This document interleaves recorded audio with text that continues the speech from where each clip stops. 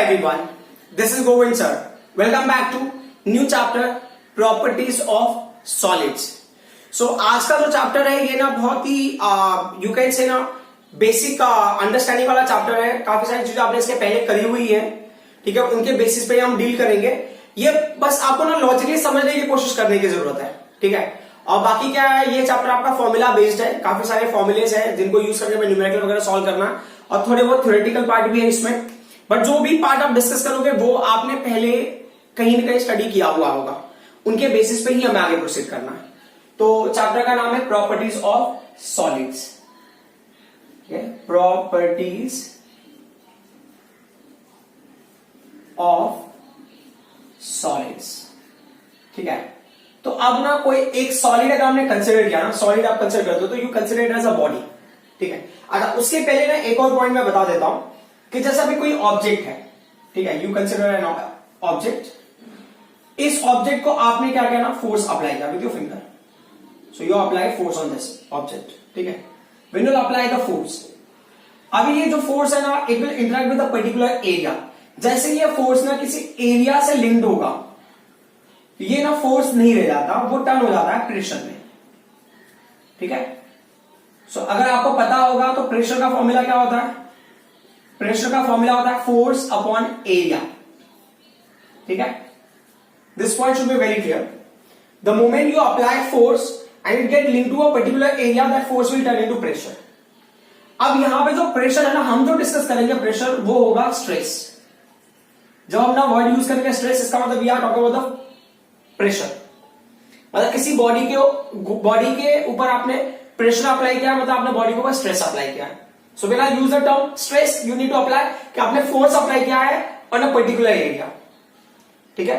You have applied a force on a particular area, इसका मतलब ये होगा whenever I will use the term stress applied, you have to understand you have applied a force on a particular area. Like अभी जैसे कि ये हो गया, अभी शर्ट पे मैंने यहां पे क्या किया कि फोर्स अप्लाई किया, तो ये स्ट्रेस हो गया, ठीक है। अब स्ट्रेस की वजह से यू कैन सी ना, जहां पे ये शर्ट का ये जो क्लॉथ है, ये क्या हो रहा है, इसका शेप चेंज हो रहा है, इसको बोलते हैं change in dimension.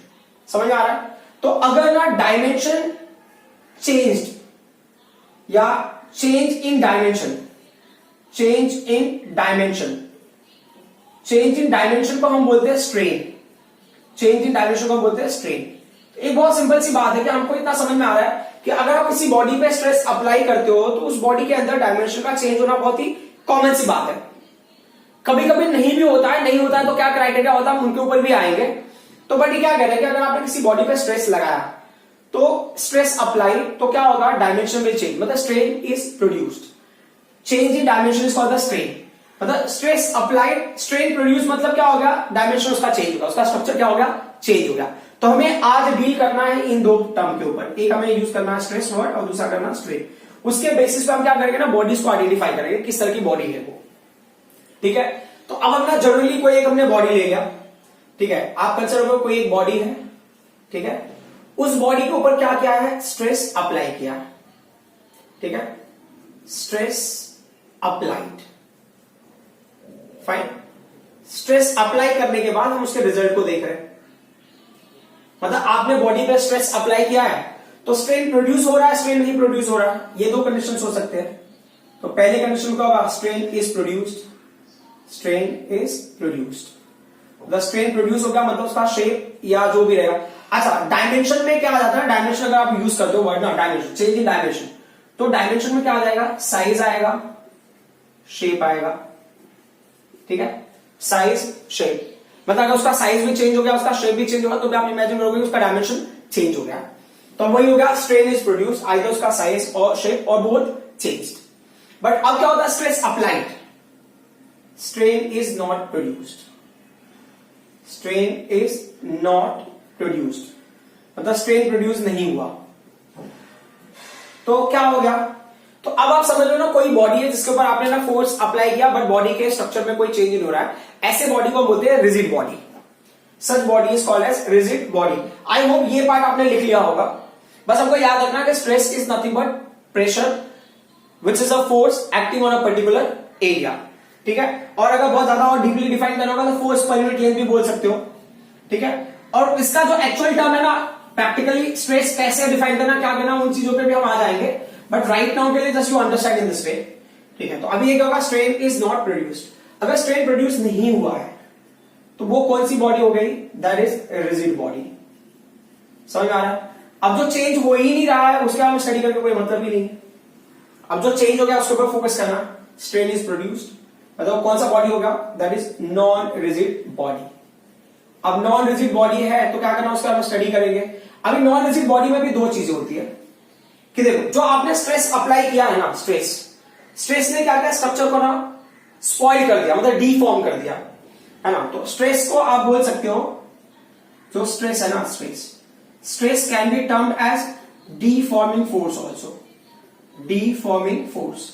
Why do we consider it as a deforming force, क्योंकि ये ना स्ट्रक्चर को स्पॉइल करेगा या उसके स्ट्रक्चर को डिस्टर्ब करेगा या चेंज करेगा। डीफॉर्म करता है, फॉर्म मतलब टू मेक एंड डीफॉर्म मतलब टू स्पॉइल और to you can say deconstruct. So अभी वो डीफॉर्म कर दिया, तो ये वही बोल रहा है कि अगर स्ट्रेस आपने अप्लाई किया, आपने स्ट्रक्चर को डिफॉर्म कर दिया, जैसा आप स्ट्रेस को हटाते हो, the moment you remove the, ये क्या रिमूव करोगे, स्ट्रेस को रिमूव करेगा डीफॉर्मिंग फोर्स, ठीक है।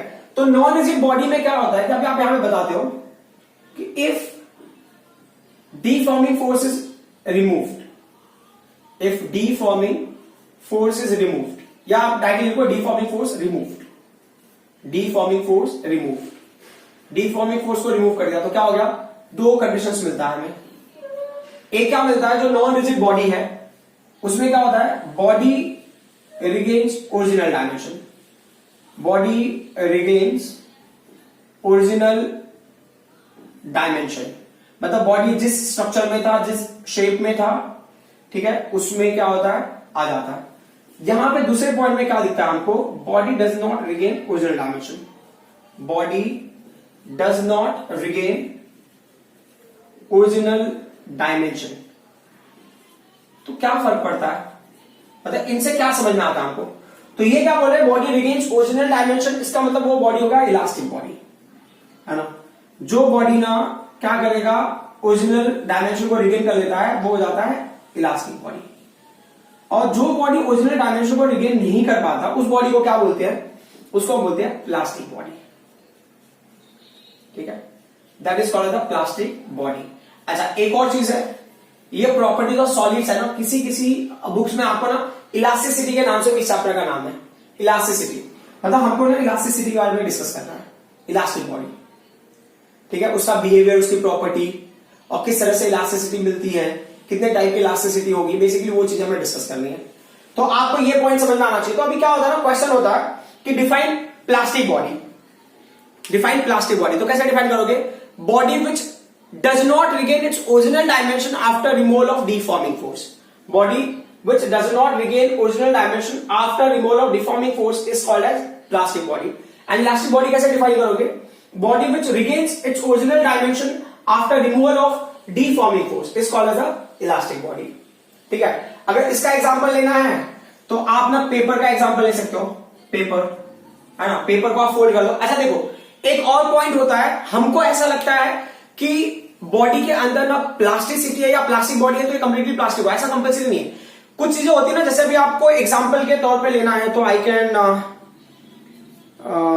Just 1 second, okay fine. ये एक यहाँ पे जैसे कि अभी ना मैंने इसको थोड़ा सा मूव किया, जैसे मैं इसको रिलीज करूंगा ये अपनी जगह पे वापस आ जाएगा। मतलब being a paper also it can be elastic, मतलब मैंने इसका डायमेंशन चेंज किया, जैसे मैंने फिंगर को हटाया ये वापस अपनी जगह पे आ जाता, मतलब it showing elasticity.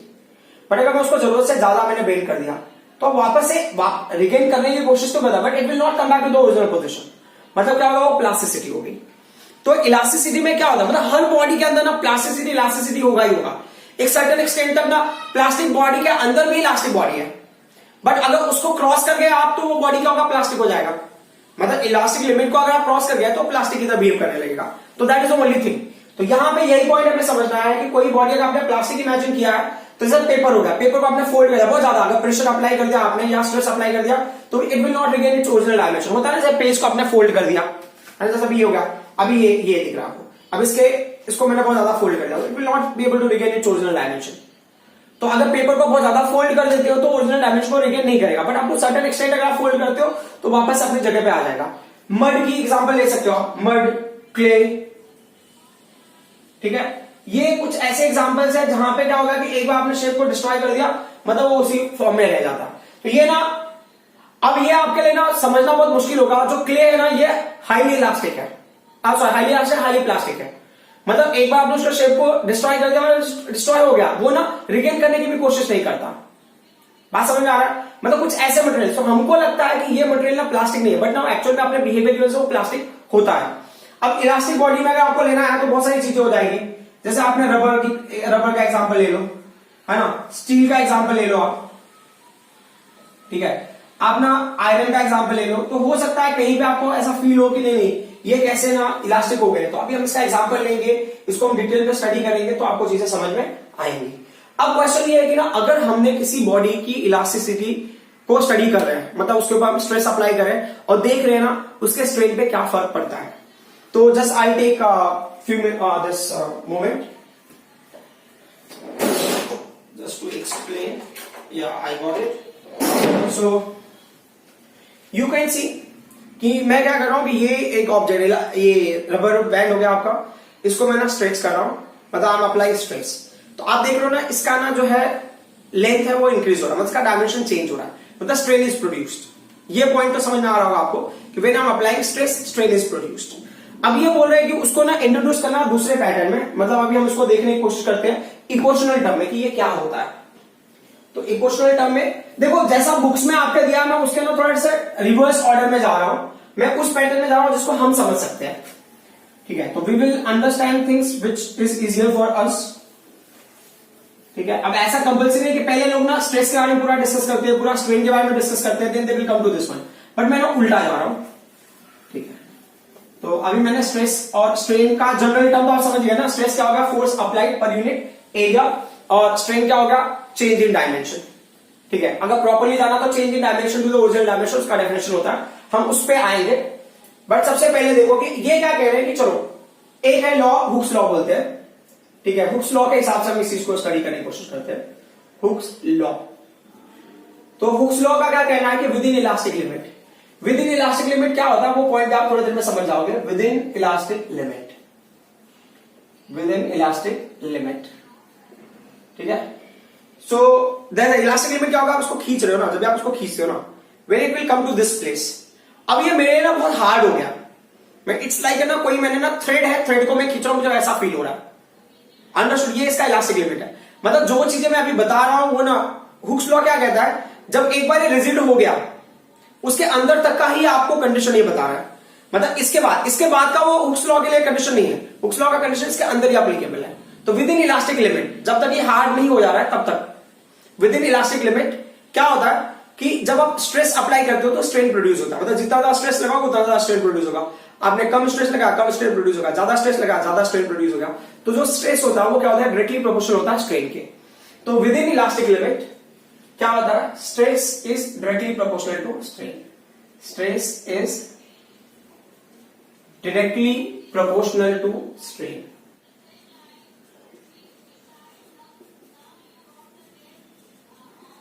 Stress is directly proportional to strain. जैसे डायरेक्टली प्रोपोर्शनल हो गया तो उसके बेसिस पे अभी हम इक्वेशनली अगर लिखेंगे तो क्या होगा? स्ट्रेस हो गया प्रोपोर्शनल टू क्या होगा? स्ट्रेन हो गया, बराबर।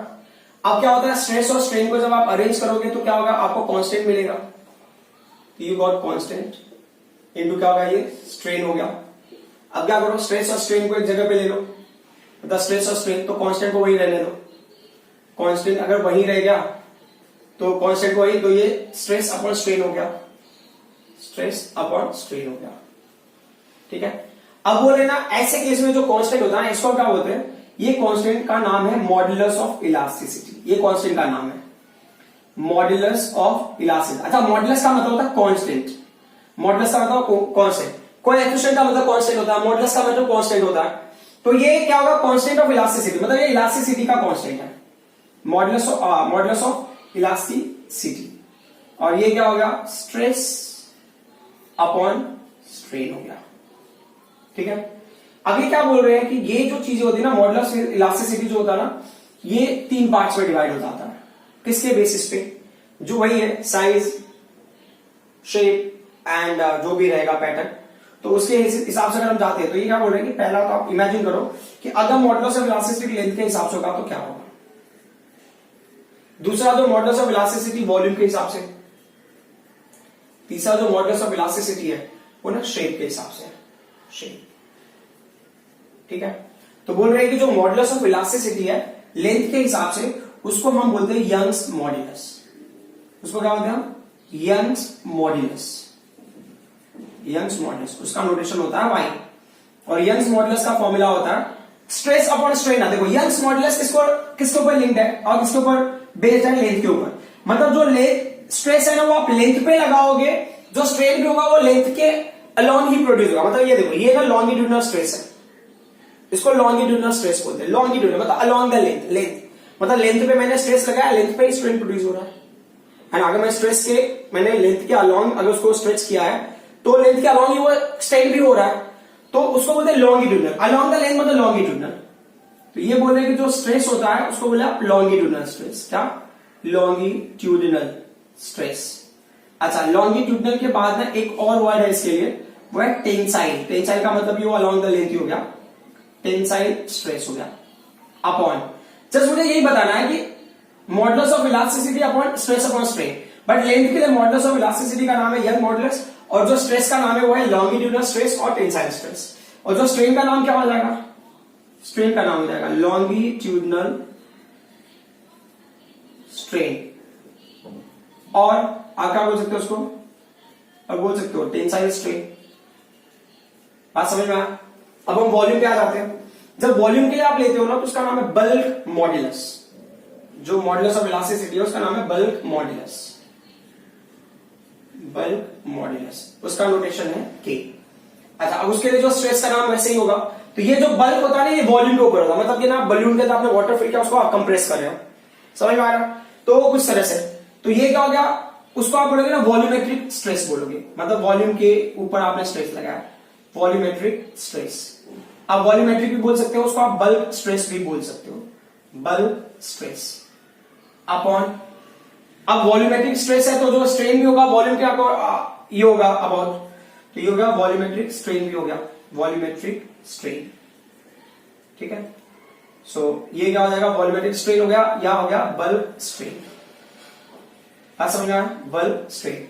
अब अगर मैं शेप में आ जाता हूं तो शेप के केस में क्या होगा? इसको हम बोलते हैं मॉडुलस ऑफ रिजिडिटी। ये ना बॉडी रिजिड है नॉन रिजिड है ये इसके ऊपर डिपेंड करता है, मतलब कितना रिजिड है कितना नॉन रिजिड है, तो इसके लिए इसको बोलेगा मॉडुलस ऑफ रिजिडिटी। जो लास्ट वाला उसका नाम है modulus of rigidity, modulus of rigidity. अब मॉडुलस ऑफ रिजिडिटी की क्या स्टोरी है उसको हम रिप्रेजेंट करते हैं, ये एन वाला जो है ना शेप, मतलब बड़ा एक्सटेंड करके इसको ईटा पढ़ते हैं, मॉडुलस ऑफ रिजिडिटी। अभी जो शेप होता है ना उसको हम शियर बोलते हैं, शियर। तो होता है शियरिंग स्ट्रेस, शियरिंग स्ट्रेस। ठीक है, अपॉन दूसरा होता है शेयरिंग स्ट्रेन, शेयरिंग स्ट्रेन। अच्छा, जो स्ट्रेन तो ठीक है, जो स्ट्रेस होता है इसका एक और नाम है, इसका नाम है टेंजेंशियल स्ट्रेस भी होता है। शेयरिंग की जगह पे आप टेंजेंशियल स्ट्रेस भी बोल सकते हो। टेंजेंशियल स्ट्रेस क्यों बोलेंगे, जब आप ना इसके बारे में डिस्कस करोगे तो आपको क्लियर हो जाएगा कि क्यों हम इसको टेंजेंशियल स्ट्रेस भी बोलते हैं। तो आपको क्या समझना था कि अगर आप किसी बॉडी पे स्ट्रेस अप्लाई करते हो तो बॉडी के अंदर स्ट्रेन प्रोड्यूस होगा, and these two quantities are what directly proportional to each other. But अब प्रॉब्लम क्या होता है कि that should happen with in elastic limit. Elastic limit के बियॉन्ड होगा तो शायद ये कंडीशन पॉसिबल नहीं होगा, तो उसके बेसिस पे आपको एक कांस्टेंट मिलता है which is called the modulus of elasticity, मतलब इलास्टिसिटी का कांस्टेंट। बट ये बोल रहे हैं कि ना ये डायमेंशन के बेसिस पे ना 3 पार्ट्स में डिवाइड हो जाता है कि अगर आपने स्ट्रेस अबाउट लेंथ अप्लाई किया है तो वो होगा यंग मॉडुलस, अगर आपने अबाउट वॉल्यूम अप्लाई किया है तो होगा बल्क मॉडुलस, अगर आपने अप्लाई किया है अबाउट दिस रिजिडिटी या अबाउट द शेप, ये एक्चुअल शेप से डील कर रहा है, तो अबाउट शेप अगर आप कंसिडर कर रहे हो तो वो हो जाएगा मॉडुलस ऑफ रिजिडिटी। और जो लेंथ को हम लॉन्गिट्यूडिनल और टेंसाइल बोलते हैं, वॉल्यूम को हम बल्क बोलते हैं या वॉल्यूमेट्रिक बोल सकते हैं, शेप को हम शियर बोलते हैं। ये जो टेंजेंशियल का मतलब ना एक हिसाब से टेंजेंट की तरह या परपेंडिकुलर होता है, बेसिकली उसका मतलब ये होता है। तो वो चीजें आपको जब भी आप डिस्कस करोगे उसके बारे में तब आपको समझ में आ जाएगा। तो नेक्स्ट क्लास में हम ना इनके बारे में डिटेल में डिस्कस करेंगे। So I hope whatever I explain up till now you people understood. Thank you very much.